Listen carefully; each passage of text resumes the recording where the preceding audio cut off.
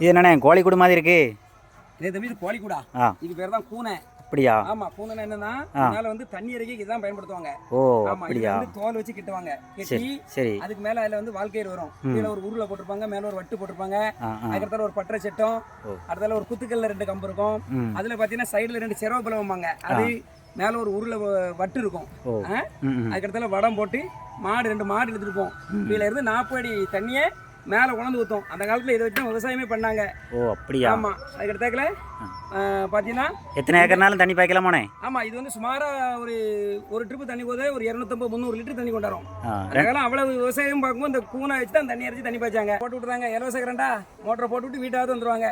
அதான் அந்த காலமே பாட்டு படிச்சாங்களா, சுச்சி ஒன்றை தட்டி விட்டு விட்டா பம்பு செட்டில் தண்ணி கொட்டி விடணும். அந்த மாதிரி விவசாயம் பார்க்காங்க.